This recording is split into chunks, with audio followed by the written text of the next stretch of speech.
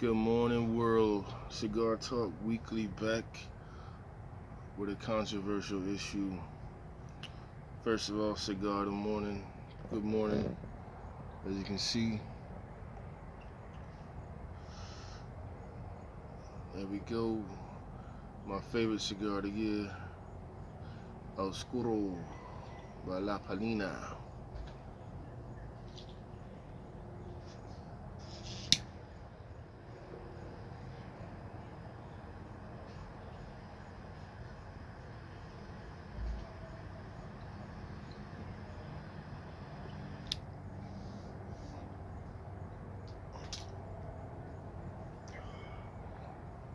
Scorched the whole damn cigar. So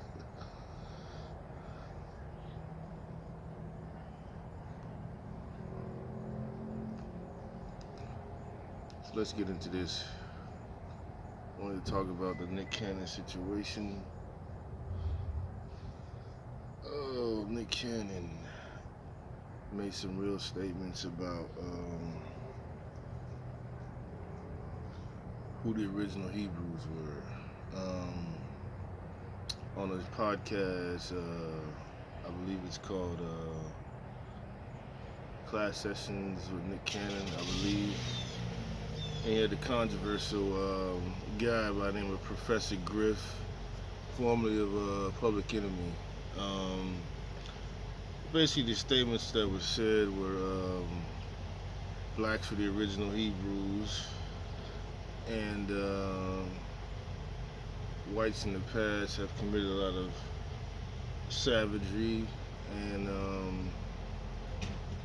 savage type of actions against people of color, specifically black people of color. Um,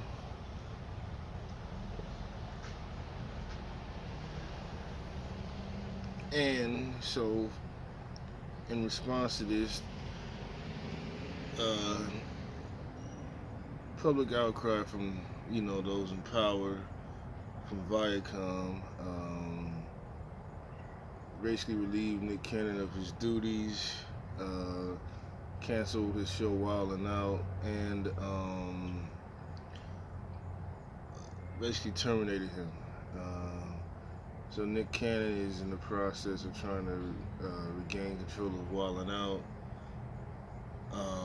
and all of, like, I guess, some of his assets. And he made like a little apology, I guess, last night.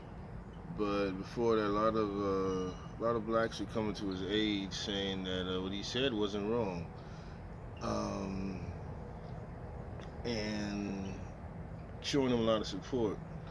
Um,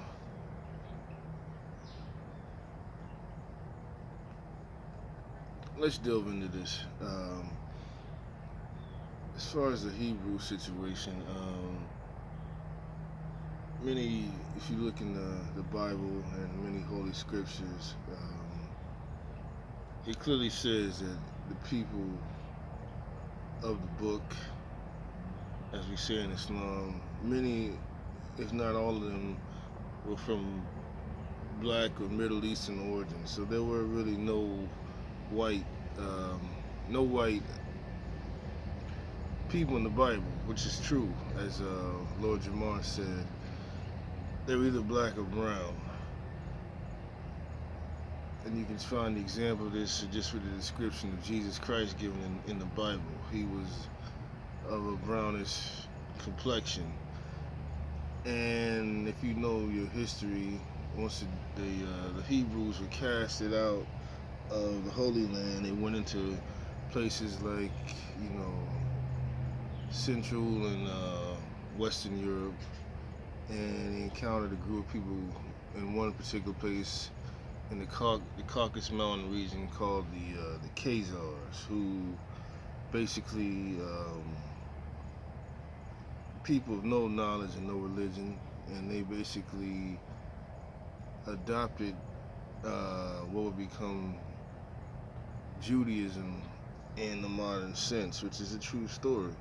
Um,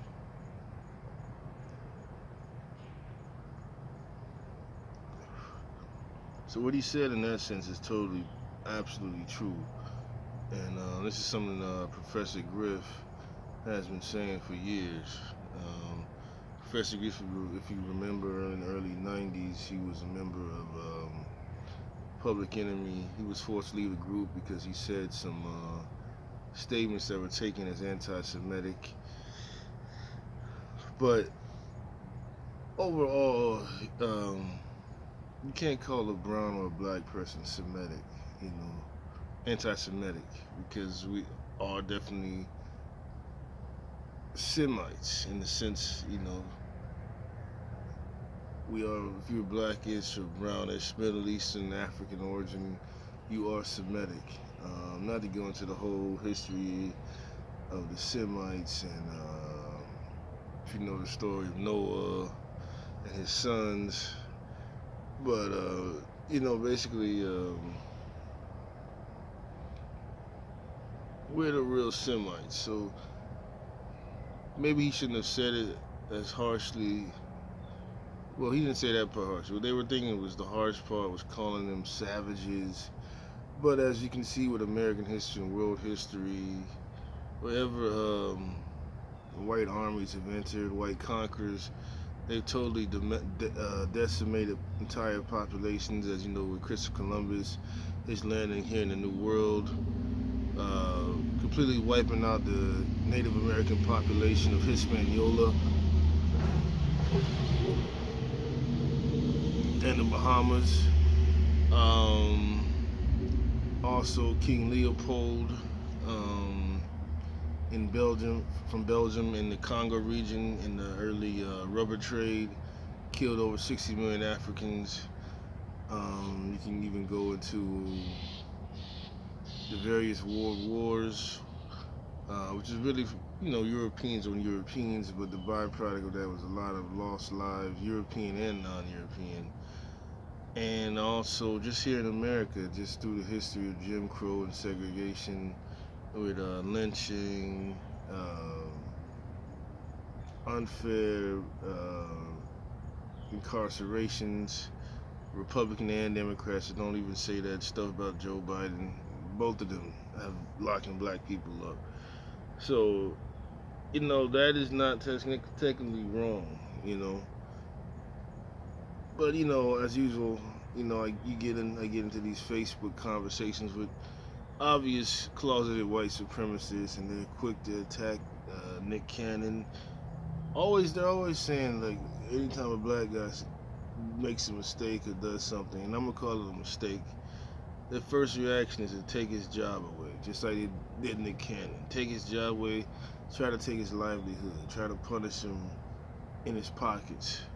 But people like number 45, as you can see, who says racist stuff every day, Kung Flu, uh, which is the most racist term of the year. Black people aren't really killed by police. It's another fake term.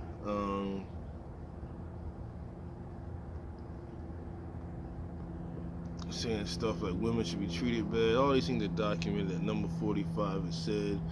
And as usual, his white supporters overlook them. You can even go into people like Rush Limbaugh, who's made a whole career off of saying racially insensitive things.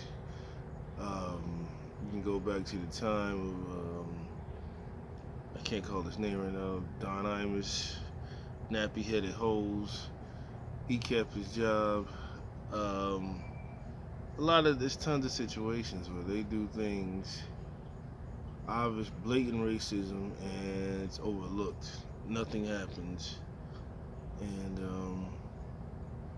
they get another job, or they kill a black person as a cop. They get another job or get a transfer. But we, you know, situations like Ray Rice, Chad Ochocinco, or something verbal like with Nick Cannon now. They strip us of our money, you know, immediately. Take his money away. Don't give him a chance to earn a living. So it's constant, you know, constant double standard in this country, and that's why I believe this country is being punished like the way it is now, economically and with this disease. You know,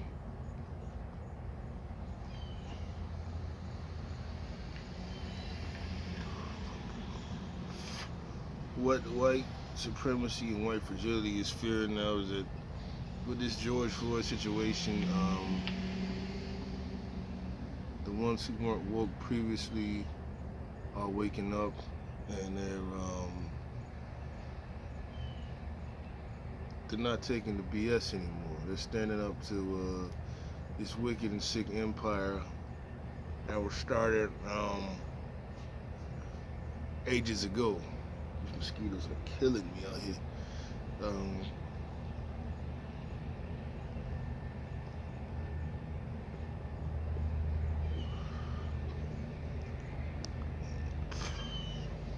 and they can't handle that.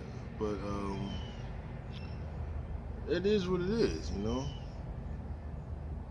Your your empire is coming to an ending, man. And these young dudes, it's like Tupac said, once the person gets 30, they tend to slow down. But and I agree with that in a lot of sense. Um, the next leader is gonna come out of the youth, just like it did in time with Malcolm and Martin. And you're seeing that now. And I'm not even talking about, no Black Lives Matter stuff, just people in general taking a stand against what this country has been doing for ages. And they can't handle it now, you know. So, and this is definitely a very important election coming up. Because if this dude gets reelected, it's going to be the start of their ending. It's already the start of their ending now. And they're having a hard time dealing with it. So,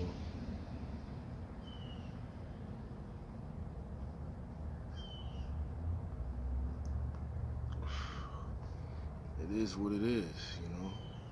But I stand with Nick Cannon. I met him personally a few years back at a comedy show. Sweetest, nicest guy you can meet. He's not a racist. Wild enough, he employs whites and blacks. Hell, he started on Nickelodeon, man. So, and he danced and entertained white people for years. So, the moment he tries to wake himself up and read, they can't handle it. So, tough cookies to them, man. It just goes back to the plantation. They never want a brother to read and educate himself and learn about his history and his culture. So, but as long as we dancing and playing football and basketball, they all for it. So, Nick, I'm with you. You shouldn't have apologized because now they're gonna try to drag you. You should have stayed strong, let the hood take care of you. But you already said what you said, and you kept it real with them. So with that said, I'm with them. Um, the Empire is crumbling. The Death Star is imploding, and it's all because Darth Vader is in the White House, and he doesn't listen. So with that said, I'm signing off, man. I'm gonna finish this cigar as usual. La Polino Squirrel, one of the best cigars out right now. Definitely try it. Delicious smoke. And with that said, I'm calling it a day. Good morning, and keep your First Amendment right. You have the right to say what you want to say. They say what they want to say. You can say what you want to say. Check.